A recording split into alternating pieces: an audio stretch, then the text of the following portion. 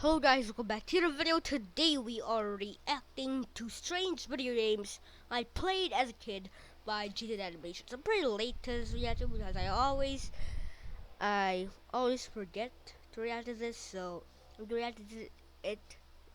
I'm gonna react to it today. So yeah guys, 3, 2, 1, let's react. Here we go. This is Powerpuff Girls. Oh no, that door is not locked. I watched that woman just waltz right through. Let me in right now or I swear to— As a kid, my first video game experience was when my parents got me a Game Boy Advance when I was 5. I would lay on the couch sideways to be under the lamp so I could actually see the game because otherwise it was like playing nothing. My parents eventually got me that big bulky light add-on so I wouldn't have to look like a moth whenever I wanted to play Super Circuit. Those were classic childhood days I look back on fondly. It's weird how technology was so good, but also straight up crap. You can't see the games because the screen is too dark?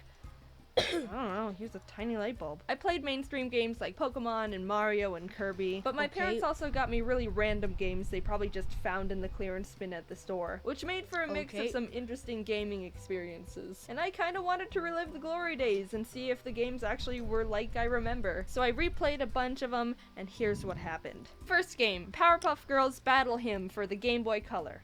I didn't have a Game Boy Color, so I got to play it on my Game Boy Advance SP with half the cartridge sticking out. I also don't remember being able to get past the first stage and just replay the first screen all the time. Granted, as a kid, I loved the feeling of starting a new game and would always restart a Pokemon file because I liked the clean slate feeling. So I was like, maybe I never got too far because of similar reasoning.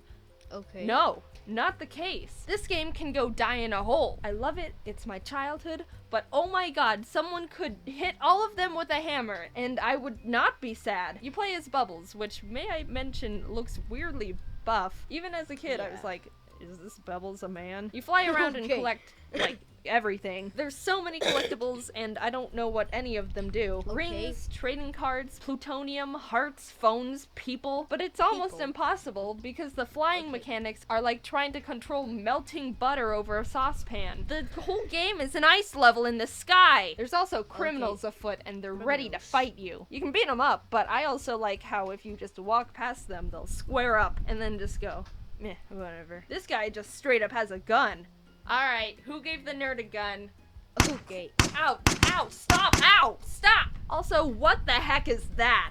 Is he hitting me? I don't think he's hitting me. I think he's just spinning angrily. Anyway, this game is bullcrap. The levels are huge and way too open for the screen size, so you get lost. Moving around is a nightmare. Things you need to do to progress are cryptic as heck. The first level, you've got to find a key after rescuing Miss Bellum. Where's the key?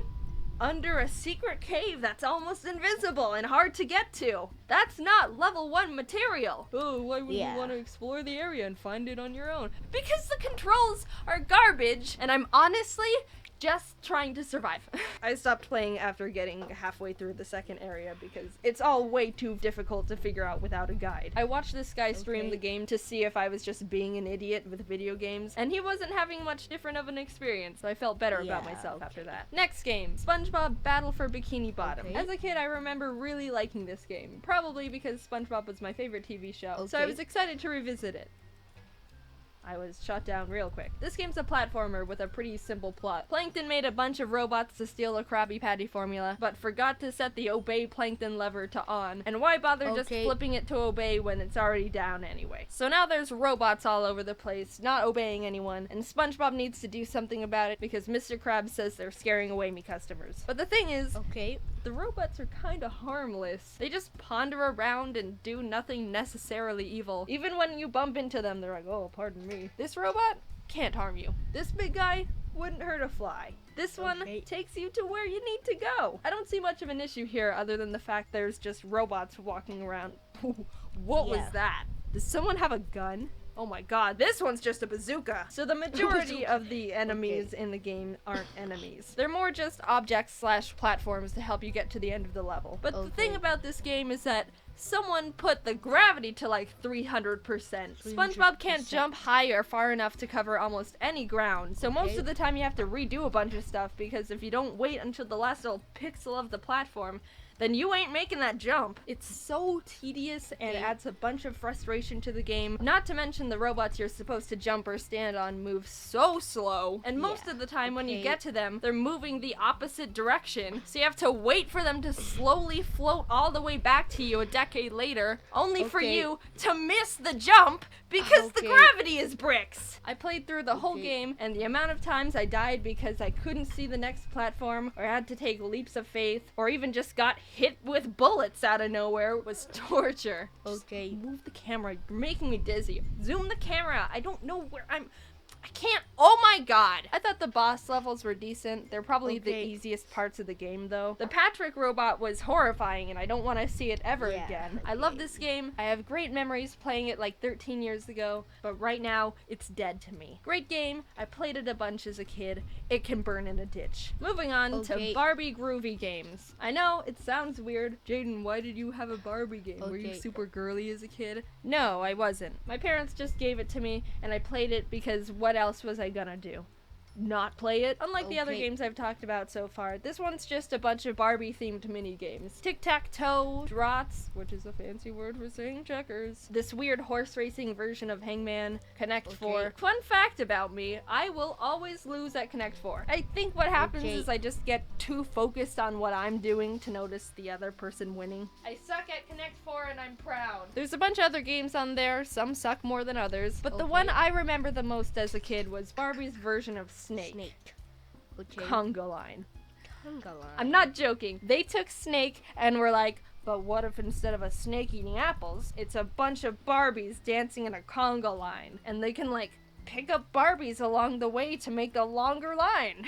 I love this game. It's stupid and hilarious, and I can't get enough of it. Look at those moves. They are having the time of their life in this bedroom, I think. Also, when you miss one of the girls, it becomes a weird, like, cult dance. Imagine that scenario right there in real life. That's terrifying, and I want it to be real. So the Barbie game was pretty fun. I lost at most of the other games against Teresa, but we don't need to talk about that. It's one of those pick up and put down wherever you want kind of games, and I understand why I liked it as a kid. Finally, we've gotten to the last game. This one's a bit different because it's a plug and play game. I had a couple of these as a kid. The SpongeBob plug and play and the Nicktoons plug and play. And also the Disney one, but I didn't like that one as much. The Nicktoons plug and play was my favorite as a kid, so I wanted to replay that one. There's a Fairly Odd Parents game that's kind of just Pac-Man, Jimmy Neutron game with ladders and aliens, and it's alright. A SpongeBob board game thing you can play with friends. But the games that I wanted to talk about are the Rocket Power one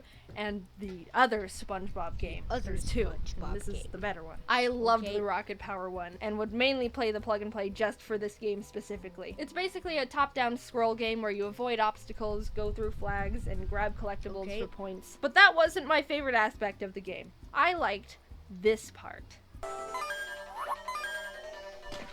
You get points from jumping and literally demolishing other skateboarders. My 7-year-old self would go out of my way every level to destroy as many other children as possible. I didn't care how much it slowed down my time. That was not my objective here. Overall, 10 out of 10 game, entertained me for years. The objective of the SpongeBob game was to shoot Krabby Patties into the mouths of everyone in town and grab the money they toss on the ground. I mean, it's not conventional, but I guess there's nothing particularly wrong with that business exchange. Everyone just wants a Krabby Patty, so as long as you don't run out of patties, you can kind of just shoot them at whoever. Oh, jeez. Sorry about that, man.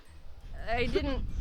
Alright, besides that guy, you can just shoot them at... Oh no! Is that kid dead? What happened there? I mean, he looked not too upset about the fact I just popped his balloon while he was dangling 15 feet in the air. I guess the world moves on. I'll just not think about it and keep doing this Krabby Patty stuff. Alright, cool. It didn't hinder me at all in the end. It was for the greater good. Another 10 out of 10 game. That was my nostalgic trip down weird video game lane. It was surprisingly fun and also not fun to revisit these old games. Opening them up again and seeing the graphics and hearing the music gave me immediate flashbacks to when I played them 15 plus years ago. But also trying to actually beat them made me want to never play them ever again and kind of tainted the illusion they were good and fun games. Looking at you, Powerpuff Girls and Battle for Bikini Bottom. Did I have fun?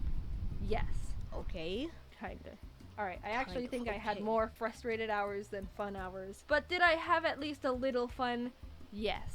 The ratio doesn't matter that much. Should you do this?